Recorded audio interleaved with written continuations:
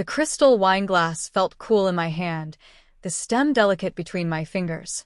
I sat perfectly still, my back straight against a velvet chair, the soft shimmer of my silk blouse catching the warm golden light of the restaurant's chandeliers. Across from me, my husband smiled politely, unaware of the storm about to roll in. My mother-in-law tilted her head, lips curling into the kind of smile that wasn't really a smile at all. "It must be hard for you," she said casually, swirling her wine. "Coming from, well, nothing." The words sliced through the air like the edge of a blade. My fork paused midway to my mouth. I could feel the faint thrum of the piano in the corner, the scent of rosemary lamb drifting between us, the faint tightening in my chest.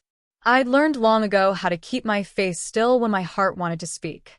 My nails, painted a muted blush, tapped once against the stem of the glass.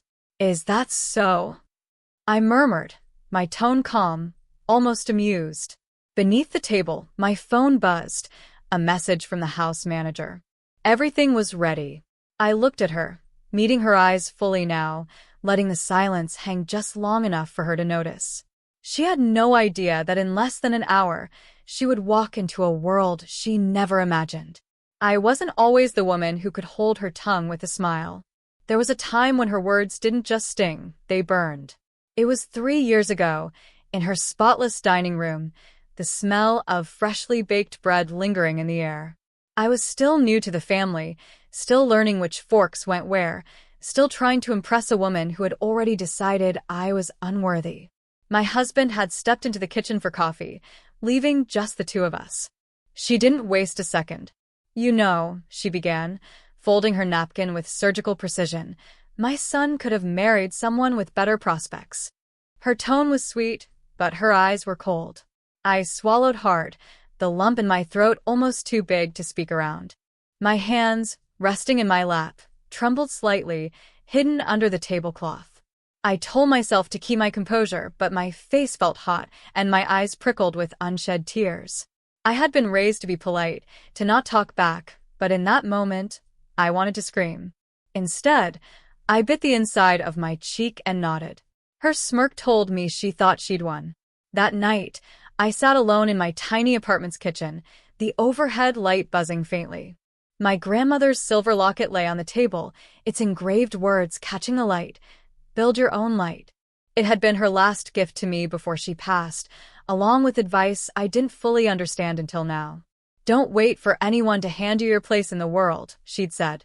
"Make it yourself." I touched the cool metal, my reflection small and imperfect in its surface. Something inside me shifted. I realized I had two choices: keep shrinking to fit her idea of me, or grow so far beyond it that her opinion would never matter again. That night, I opened my laptop. I searched for opportunities, business ideas, skills I could learn. I didn't know yet what my future would look like, but I knew one thing for certain: it would be mine. And no one, not even my mother-in-law, would ever be able to take it away. The first step was the hardest. I didn't have much, just a secondhand laptop, a notebook full of scribbles, and the determination not to be the person she believed I was. I started small, teaching myself online skills late into the night: marketing, design, e-commerce. By day, I worked at a local boutique, folding clothes and ringing up purchases, smiling at customers while my mind raced with plans. One evening, a customer lingered at the counter. She was a woman in her 50s, elegant in an understated way, with eyes that seemed to see more than I was saying. We struck up a conversation, and somehow I found myself telling her about my ideas. She listened, really listened, before sliding me her card. "Call me," she said. "I think you've got something worth building." Her name was Elaine, a seasoned entrepreneur who'd started from nothing herself. Over the next months, she became my mentor, guiding me through the unglamorous trenches of building a business. She didn't sugarcoat the setbacks, the clients who disappeared without paying, the ad campaigns that failed, the moments when self-doubt crept in like a shadow. I remember one winter night, sitting on my apartment floor with invoices spread around me, my breath fogging in the cold air because I couldn't afford to turn the heat up. My phone buzzed, a notification from my shop.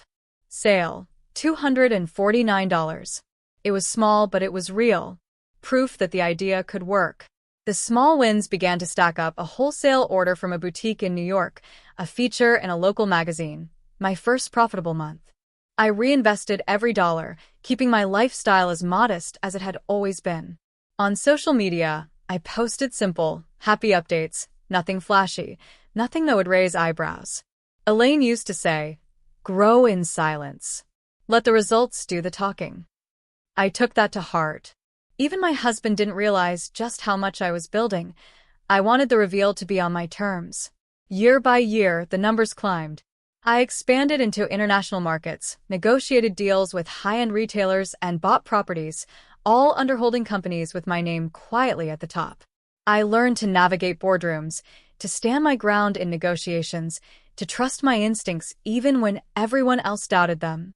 I still wore my grandmother's locket to every important meeting, its cool weight against my skin a reminder of why I'd started.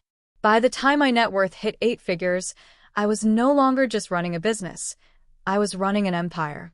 And yet, to my mother-in-law, I was still the girl from nothing. That was fine. Because one day I knew she'd see everything. And that day was coming sooner than she thought. Dinner ended with polite smiles, the kind you give when the night has been long enough. My mother-in-law dabbed her lips with a linen napkin, still oblivious. "Why don't you come by for a quick cup of coffee?" I offered casually, as though it were the most natural thing in the world. Her brows lifted slightly, but curiosity won. "Oh, all right," she said, standing and adjusting her pearl necklace. The ride was short. My husband drove, chatting idly, while I watched her in the rear-view mirror. She was glancing out the window, no doubt imagining the modest apartment she'd always assumed we lived in. When the gates came into view, wrought iron, 15 feet high, opening slowly at our approach, her gaze sharpened. She shifted in her seat.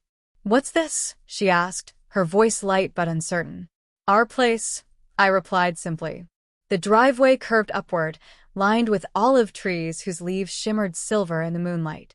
The mansion emerged slowly, its facade glowing in soft golden lights, sweeping glass walls, marble columns, balconies that seemed to float.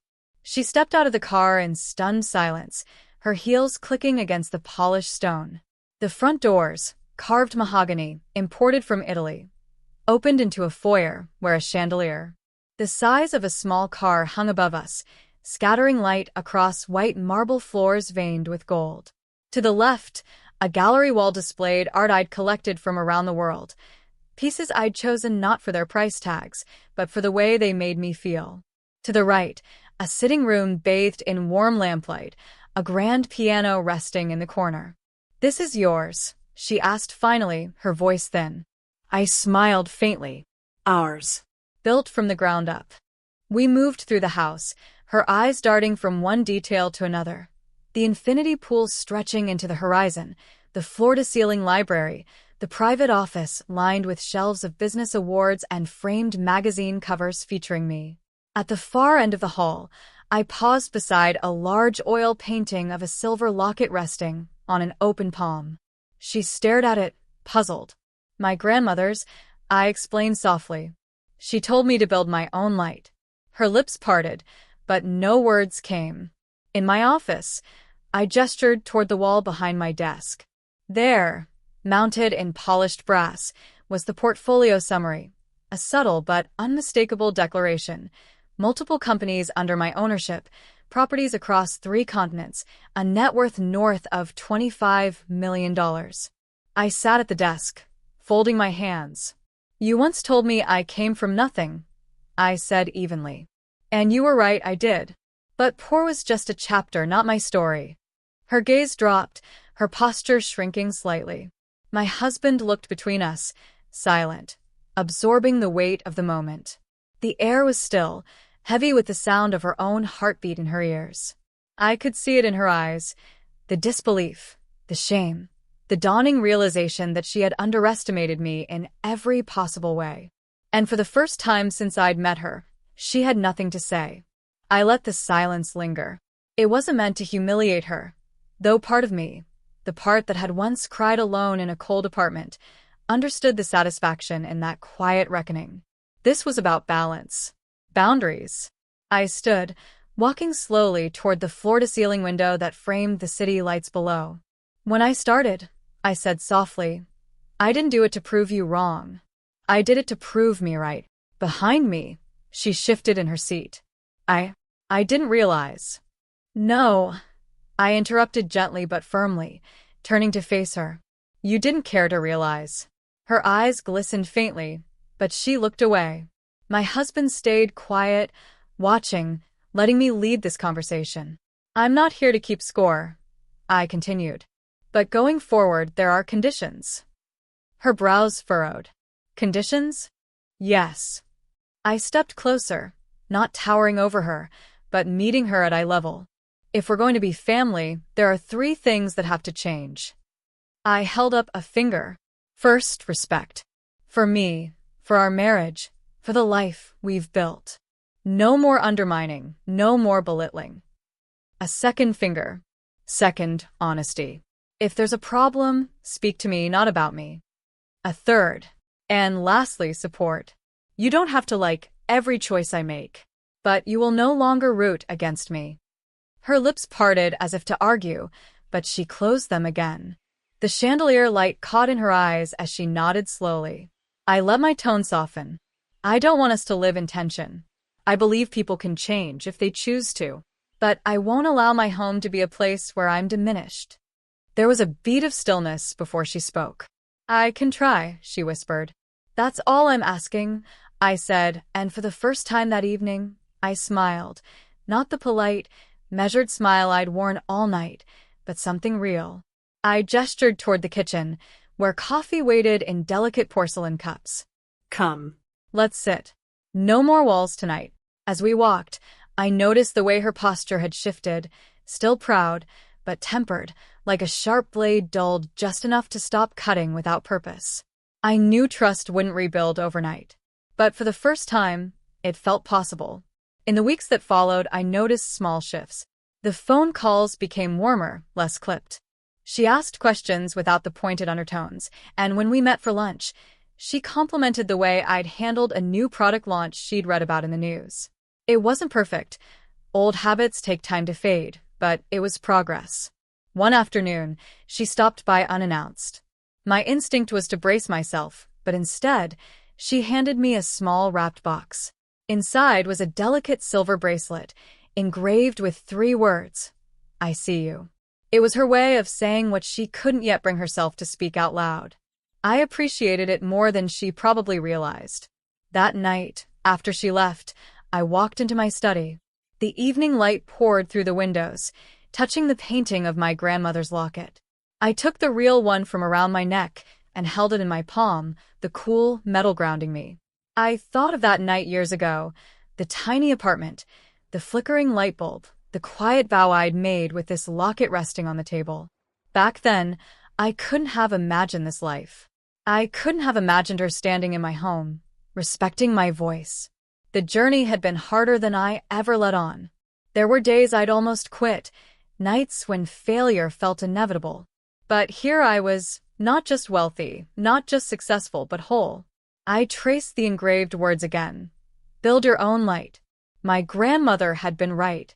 The world wouldn't hand me a place, but I could create one so bright that no one could ignore it. I smiled, fastened the locket back around my neck, and whispered into the quiet room. I didn't just marry into this family. I built a world where I belong.